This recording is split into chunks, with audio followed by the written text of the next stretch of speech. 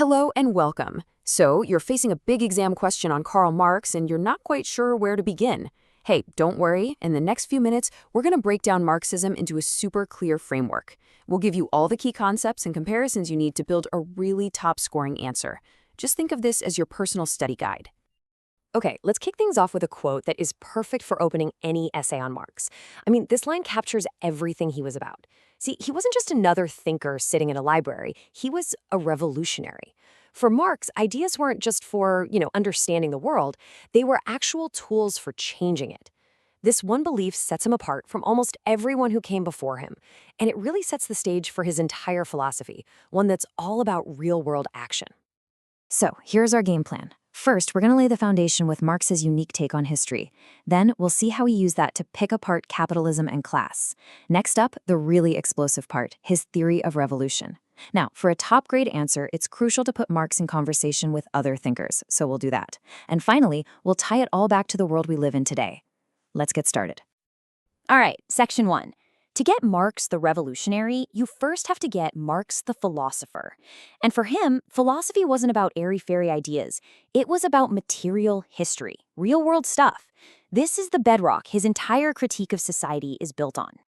Okay, first key term you absolutely have to know, dialectical materialism. Now, it sounds complicated, I know, but the core idea is pretty simple. Marx believed history moves forward because of conflict and struggle, what he called contradictions. But here's the big twist. Unlike the philosopher Hegel, who thought this was a clash of ideas, Marx said, no way. The conflict is over real, material things, food, land, resources, the machines we use. For Marx, this physical struggle is the true engine of history. And this slide is huge because it shows the complete flip Marx performed. He took Hegel's famous dialectic, that idea of thesis versus antithesis creating a new synthesis, and as he put it, turned it on its head. See, for Hegel, ideas shaped the material world. Marx said, nope, it's the other way around. Our material world, how we make a living, who owns what, that's what shapes our ideas, our politics, our entire culture. The key takeaway for your essay? For Marx, the economy is the driver of change, not philosophy. And that leads right into our second key term, historical materialism. Think of this as the blueprint Marx uses to analyze any society. He basically splits society into two levels, the base and the superstructure. The base is the economy, the factories, the technology, and crucially, who owns it all. The superstructure is everything else built on top of that, laws, government, religion, culture. Marx's big revolutionary point was that the base determines the superstructure. In other words, a society's economic system shapes its politics, laws, and even what people believe. Okay, on to section 2. Now that we have the philosophical toolkit, let's see how Marx actually used it to analyze the world he lived in, the world of industrial capitalism. For Marx, capitalism boiled down to a conflict between two great classes. And this isn't about how much money you make or what kind of car you drive. It's about one simple thing. What is your relationship to the means of production? Do you own the factories, the machines, the capital? Then you're part of the bourgeoisie. Or do you own nothing but your own ability to work, which you have to sell to the owners just to survive? Then you're part of the proletariat. For Marx, the entire story of capitalism is the struggle between these two groups. So how does this exploitation actually happen? Well, that brings us to his theory of surplus value. Here's how it works. Imagine a worker creates, say, $100 worth of value in a day. The capitalist pays him $20 in wages. That leftover $80, that's the surplus value. It's the value of the worker's unpaid labor, and the capitalist takes it as profit. For Marx, this wasn't just an opinion. He saw it as the scientific proof of exploitation, the smoking gun that showed how the system really worked. But wait a second. If the system is so unfair, why do the workers just accept it? Marx's answer is a fascinating idea he called false consciousness. Remember that base superstructure model?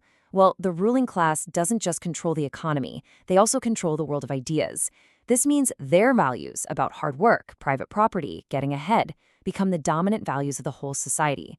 The working class ends up adopting these beliefs, which blinds them to their own exploitation. They're in a state of false consciousness, a kind of delusion that keeps the whole system ticking. Right, section 3, the inevitable revolution. For Marx, capitalism wasn't just unfair, it actually contained the seeds of its own destruction.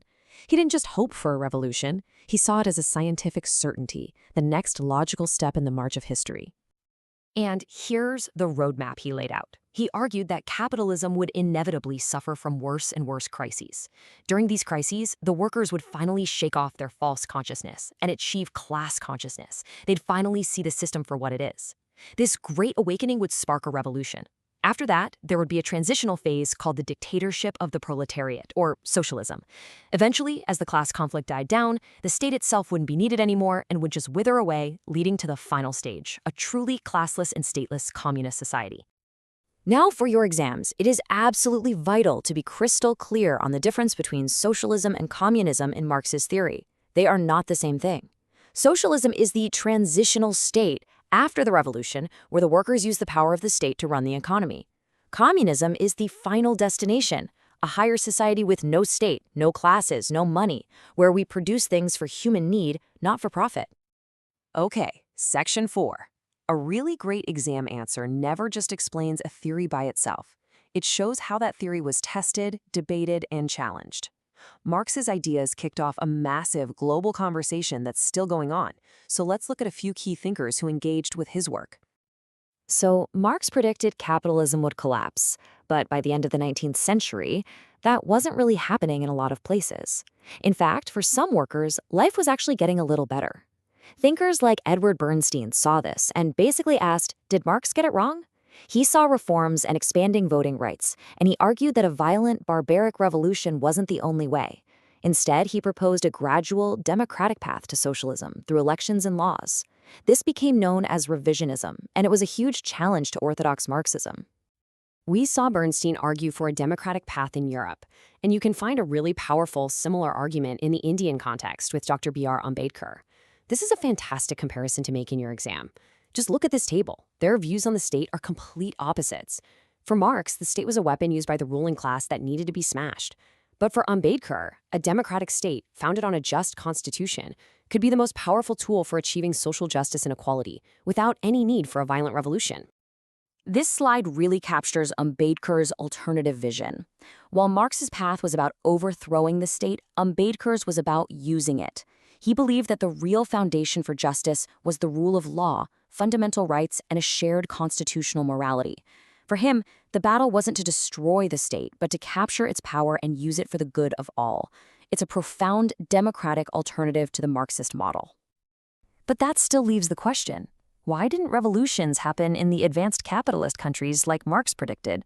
Well, the Italian thinker Antonio Gramsci came up with a brilliant answer. He called it hegemony. He argued that the ruling class doesn't just rule by force, like with police and armies. They rule by consent.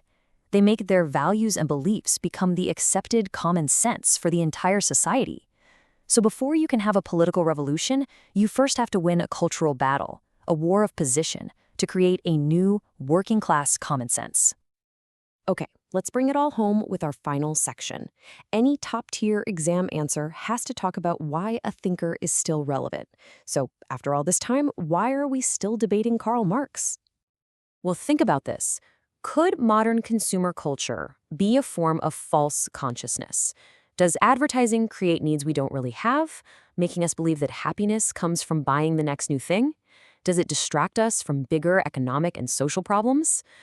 It's a powerful question that connects Marx's 19th century theory directly to our lives today. And what about the state? We live in a world where huge global corporations are more powerful and wealthier than many countries. So who really calls the shots? Do governments serve the interests of their citizens? Or have they become, as Marx might have argued, just a management committee for the global business elite?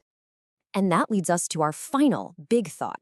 When we look at rising global inequality and repeating financial crises, you have to ask, has Marx's core critique that capitalism is fundamentally unstable and unequal become more relevant than ever? That is a fantastic, powerful question to build your conclusion around. We've covered the philosophy, the economics, the critics, and the relevance. You now have the tools to build an amazing argument. I hope this guide has been helpful. Good luck with your preparation.